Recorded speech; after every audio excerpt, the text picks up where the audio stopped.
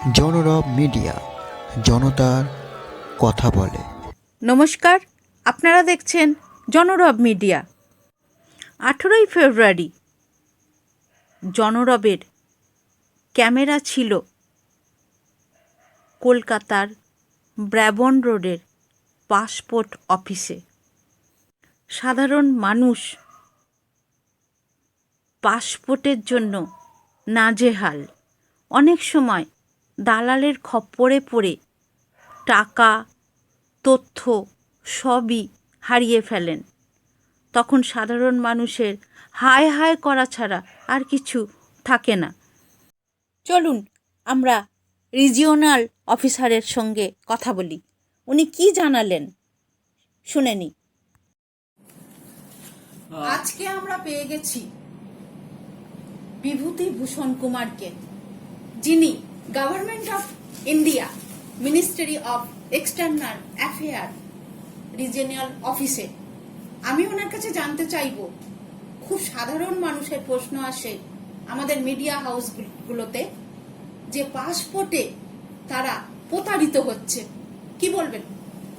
देखिए, आज बेसिकली हमने जो ये कॉन्फ्रेंस मीडिया के साथ जो बुलाया है, उसका मेन हमारा मकसद है जनरल पब्लिक में ये अवेयरनेस पहुंचाना कि आज के डेट में बहुत सारे फेक वेबसाइट आ गए हैं, जिसकी वजह से जनरल पब्लिक को काफी परेशानी होती है, उनके हार्ड अर्न मनी को लूटा जाता है।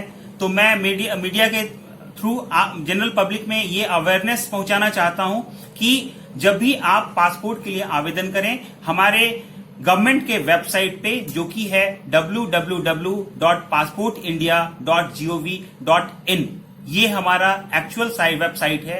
आप इसी में जाएं और उसके बाद पासपोर्ट के लिए आवेदन करें। आज के डेट में इससे पासपोर्ट इंडिया से मिलता जुलता बहुत सारा फेक वेबसाइट है, जिसमें लोग फंस जाते हैं।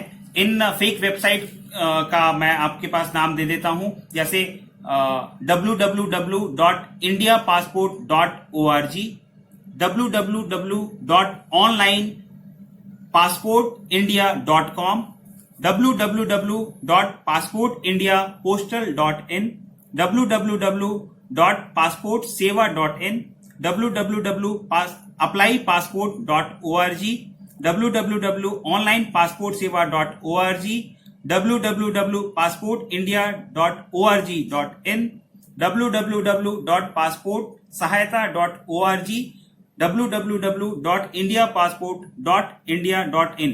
ये सारे फेक वेबसाइट्स के नाम हमने आपको बताए। मैं दोबारा आपके माध्यम से लोगों से रिक्वेस्ट करूंगा कि गवर्नमेंट का जो भी वेबसाइट होता है उसमें .gov.in जरूर होगा, आप ये देख लें। और जैसे ही आप पासपोर्ट के लिए आवेदन करेंगे, हमारा जो आवेदन शुल्क है वो 36 पेज बुकलेट के लिए 1500 है और 60 पेज बुकलेट के लिए 2000 है। इससे अगर ज्यादा कोई भी वेबसाइट अगर ले रहा है तो आप ये मान के चलिए कि वो फेक वेबसाइट है। ऐसे फेक वेबसाइट से बिल्कुल बच के रहें। ये आपके हार्ड अर्न मनी को लूट रहे हैं। कौन कौन डॉक्यूमेंट्स आवश्यक? और देखिए, जहां तक पासपोर्ट बनाने का सवाल है, पासपोर्ट का जब आप आवेदन करते हैं तो हमें 3 चीजों की रिक्वायरमेंट होती है। एक आपका डेट ऑफ बर्थ, दूसरा आपका एड्रेस प्रूफ और तीसरा आपका ECNR डॉक्यूमेंट।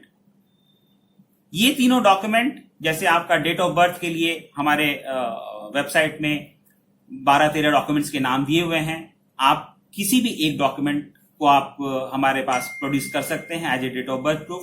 एड्रेस प्रूफ के लिए अगेन आपके पास 12-13 डॉक्यूमेंट्स हैं जो कि हमारे वेबसाइट में लिखे हुए हैं। आप उन डॉक्यूमेंट्स में से कोई एक डॉक्यूमेंट आप ला सकते हैं। और ECNR के लिए 10th पास और एबव के डॉक्यूमेंट, या आप अगर इनकम टैक्स पेई हैं तो इनकम टैक्स रिटर्न का डिटेल, या फिर अगर आप विदेश में रह रहे हैं तो आपका 3 साल से ज्यादा का स्टे का प्रूफ हो तो आपको ECNR पासपोर्ट मिल सकता है। इसके अलावा ECNR के लिए एक और है कि अगर आप government employee class 1 gazetted officer हैं उनकी उनकी जो स्पाउस हैं उनको भी ईसीआर मिल जाता है ऑन द बेसिस ऑफ कि आप क्लास 1 गस्टेड ऑफिसर के स्पाउस हैं। সাংবাদিক সম্মেলনে বলছিলেন ডিআইজি, ব্যাপারটা কি? যেটা ডিজিটাল মাধ্যমে বলছেন যে আমাদের যে ডকুমেন্টস গুলো ओके, जो अभी नया हम लोगों ने एक स्टार्ट किया है जिसमें हमारा पासपोर्ट सेवा जो है डिजी लॉकर के साथ इंटीग्रेट हो गया है। उसमें क्या है कि जैसे एप्लीकेंट को पहले ओरिजिनल डॉक्यूमेंट्स लाने पड़ते थे वेरीफाई करवाने के लिए, दिखाने के लिए, जब ग्रांटिंग ऑफिसर जब मांगते थे या वेरिफिकेशन ऑफिसर मांगते थे तो उनको फिजिकल फॉर्म में दिखाना पड़ता था।